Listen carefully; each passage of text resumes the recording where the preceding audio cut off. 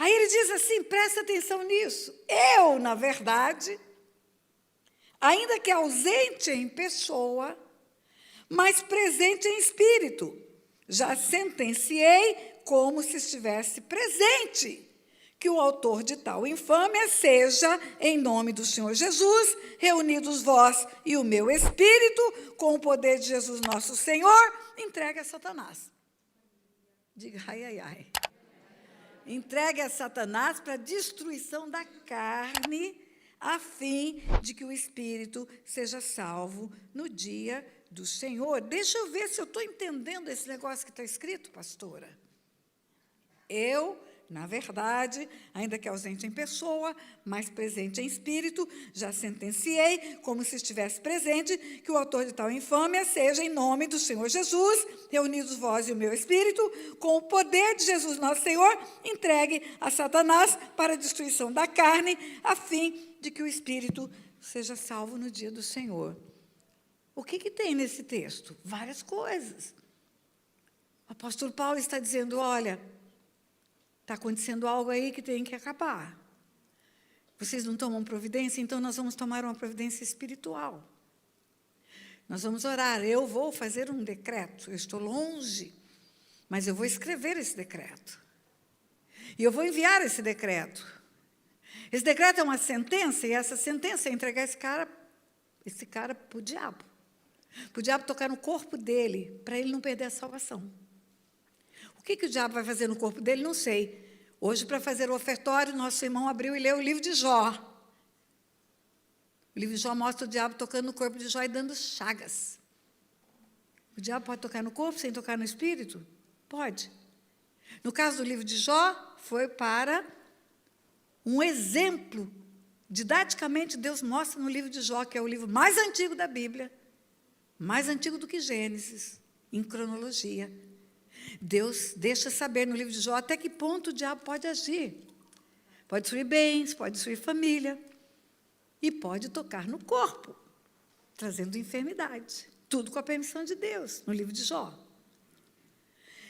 E aí, volta para Paulo. Paulo está dizendo, olha, eu vou orar, vou fazer um decreto. Quando esse decreto chegar aí, vocês concordam comigo. Por que precisa concordar?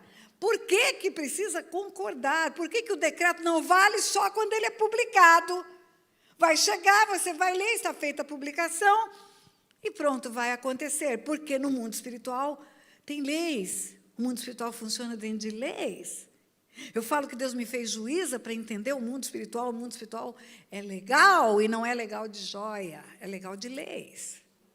E tem uma lei que diz que quando dois concordam na terra, tem concordância no céu. E quando dois ligam na terra, liga no céu. E quando dois desligam na terra, desliga no céu. E o apóstolo Paulo está dizendo, mesmo eu sendo um apóstolo, eu preciso da concordância de vocês. E quando a carta chegar aí, vocês concordam comigo. Reunidos vós e o meu espírito. Concorda comigo? Reunidos vós e o meu espírito. Em nome de Jesus, porque o meu decreto não é pela minha boca, não. Eu estou invocando o nome do Deus Todo-Poderoso para esse decreto acontecer. Tudo que fizer, você tem que fazer em nome de Jesus, a Bíblia ensina. E aí, quanto tempo demora essa carta para chegar? Como que uma carta de Éfeso para Corinto? Lombo de burro. Quanto tempo demora para chegar? Não sei. Quanto tempo demorava no tempo do apóstolo Paulo? Não sei, mas demora muito. Às vezes escrevemos uma carta, postamos um livro, enviamos livros para todos os lugares do Brasil. Meus livros estão lá no meu canal oficial no YouTube, tem uma livraria online, as pessoas compram, a gente coloca no correio, às vezes demora 2 semanas para chegar. No Brasil, para o Brasil. Quanto tempo demora uma carta de Éfeso para Corinto? Ou demorava? Não sei. Mas Paulo diz, quando essa carta chegar, vocês concordam comigo. Mas Paulo não está lá. Como que vai concordar um numa cidade e outro na outra? É possível estar lá no Brasil e a bispa Sandra concordar comigo alguma coisa que eu escrevo para ela do Brasil para cá? Sim. Pode concordar quando lê um e-mail? Sim. No mundo espiritual não tem tempo e nem distância. Isso é lei da física. No mundo material aplica-se a lei da física. No mundo espiritual não se aplica a lei da física. Tudo é aqui, agora. É pelo poder da palavra que as coisas acontecem. Eu falo aqui, ela fala lá. Nessa hora nossas vozes se juntam. E aí a concordância aconteceu. E quando há concordância na terra, há concordância no céu. Diga assim, quando há concordância na terra, há concordância no céu. Diga, quando ligamos na terra, o Senhor liga no céu. Ai, que coisa boa isso. Mas preste atenção, uma casa dividida, onde cada um fala uma coisa, não acontece nada. Onde briga o tempo todo, cada um fala diferente do outro, não tem concordância. E se não tem concordância, não tem o sim, o amém do céu, e aí ninguém consegue chegar a lugar nenhum. Nada acontece. Tem que orar junto, tem que pedir junto, tem que clamar junto. Tem que concordar. E aí, queridos, continua o texto. Eu, na verdade, ainda que ausente em pessoa, mas presente em espírito, já sentenciei como se estivesse presente, que o autor de tal infâmia seja, em nome do Senhor Jesus, reunidos vós e o meu espírito, com o poder de Jesus nosso Senhor, entregue a Satanás para a destruição da carne. Para a destruição da carne, a fim de que o espírito seja salvo no dia do Senhor. O que está escrito aqui? Nós vamos entregar esse cara para o cão fazer o que quiser com ele no corpo dele só. Mas não toca no espírito dele para ele ser salvo. Ele é um membro do corpo de Cristo. E mesmo estando fazendo tudo errado, nós queremos a salvação dele. Então, nós vamos entregar ele para o diabo. Espera aí, o que o diabo pode fazer? Não sei. Para deixar o caba cego, para ele não ver a mulher do pai que ele deseja tanto. Pode deixar ele broxa. Não funciona mais. Ereção acabou. Não vai fazer sexo mais com a mulher do pai. Tem diabetes profunda, não funciona mais, acaba a virilidade dele. Pronto, ele vai ficar bonzinho, acabou o vigor dele masculino. Você está assustado de eu falar isso? Eu vou contar para você algo. Primeira vez que Deus me deu o entendimento desse texto, primeira vez que Deus me deu o entendimento desse texto, eu estava ministrando um SILC, Seminário Intensivo de Libertação e Cura, e tinha um rapaz paraplégico, numa cadeira de rodas. Esse rapaz estava no seminário, participando do seminário, numa cadeira de rodas. Quando eu terminei de ministrar esse texto, crente não é tocado pelo demônio, crente não é tocado pelo demônio, crente não é tocado pelo demônio. Falei, vou mostrar que é. Quando tem brecha, quando tem pecado, quando tem porta aberta, pode ser tocado, sim. Quando eu terminei de ler o texto, esse moço começou a chorar. Quando terminou a aula, ele encostou a cadeirinha de roda dele aqui e veio conversar comigo. Ele falou, pastora, só hoje eu entendi o que me aconteceu. Eu passei anos e anos e anos brigando com Deus. Anos e anos e anos brigando com Deus. Por que Deus me imobiliza ou permite que eu fique imobilizado numa cadeira de rodas? Pois eu vou contar para a senhora o que aconteceu. Eu estou aqui para confessar pecado mesmo.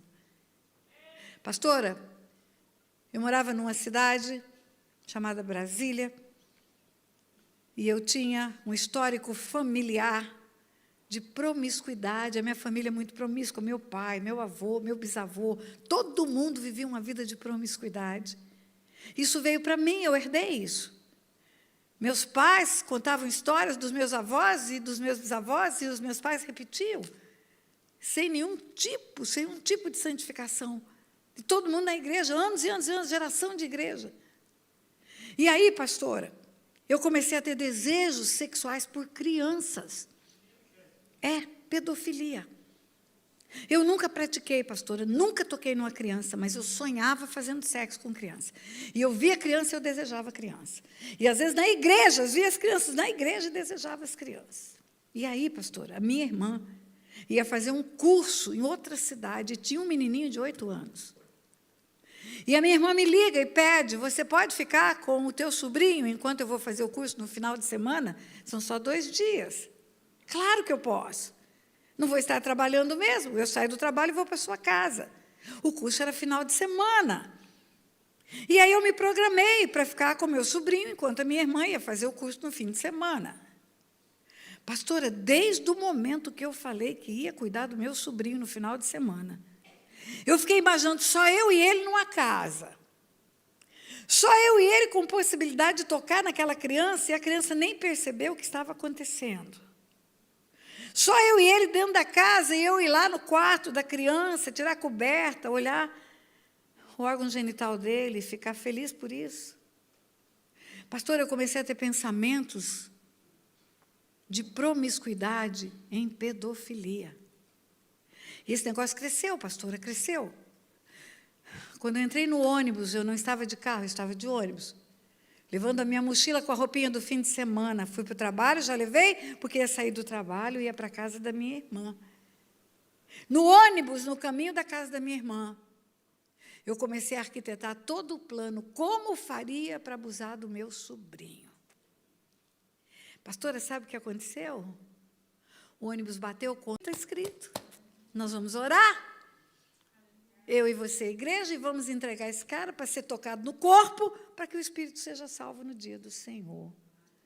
Vamos deixar ele numa cama, mas ele vai ser salvo. Queridos, isso é tão assustador. O apóstolo Paulo convocando uma igreja para entregar uma pessoa para o diabo, é o que está escrito aqui. Mas está escrito. Só não vê quem não quer ver. Mas o que eu quero te dizer mesmo, eu ainda vou dizer. Não fica assustado comigo, não. Calma. Muita hora nessa calma, muita calma nessa hora. O que eu quero te falar é que esse homem, apóstolo Paulo, ele tem um discernimento do mundo espiritual que ninguém tem dos outros apóstolos. E é esse homem que fala isso, que faz decretos no mundo espiritual, que sabe o princípio da concordância, que sabe que nós temos uma autoridade na terra para fazer e acontecer pelo poder da palavra, que diz o seguinte na carta aos Efésios, agora eu vou começar a pregar. Pode ser? Que diz o seguinte na carta aos Efésios. Efésios, capítulo 5, capítulo 1, versículo 15 em diante. Por isso também eu, tendo ouvido a fé que há entre vós no Senhor Jesus, e o amor para com todos os santos, não cesso de dar graças por vós, fazendo menção de vós nas minhas orações, para que o Deus de nosso Senhor Jesus Cristo, o Pai da glória, vos conceda espírito de sabedoria e de revelação no pleno conhecimento dele. Vamos lá, Paulo está orando pelos Efésios, sabe que eles têm amor por Jesus, sabe que eles têm fé. A oração não é para que eles tenham amor e nem para que eles tenham fé, mas para que Deus conceda a eles espírito de sabedoria e de revelação.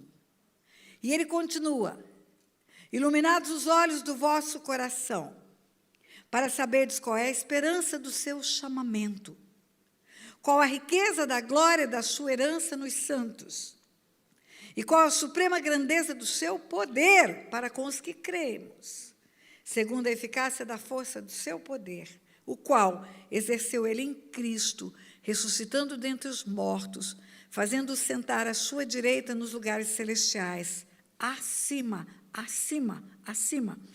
de todo principado e potestade, e poder e domínio, e de todo nome que se possa referir, não só no presente século, mas também no vindouro. E pôs todas as coisas debaixo dos seus pés, e para ser o cabeça sobre todas as coisas, o deu à igreja, a qual é o seu corpo, a plenitude daquele que a tudo enche todas as coisas. Você pode dizer glória a Deus? O que isso significa, trocando em miúdos? O que isso significa? Paulo está orando por quê? Paulo está dizendo assim, olha, eu oro para que vocês entendam a força, o poder, a autoridade que está na mão da igreja. Eu oro para que vocês compreendam que ele foi dado pela primeira vez para salvar o mundo, mas ele está sendo dado a segunda vez para ser o cabeça da igreja. A igreja é o seu corpo. Ele está nas regiões celestiais, a igreja está na terra, por enquanto. E a igreja está acima de todo poder que se possa nomear. É o maior poder da terra, é a igreja, ele está dizendo. Que vocês tenham os olhos abertos para isso, para entender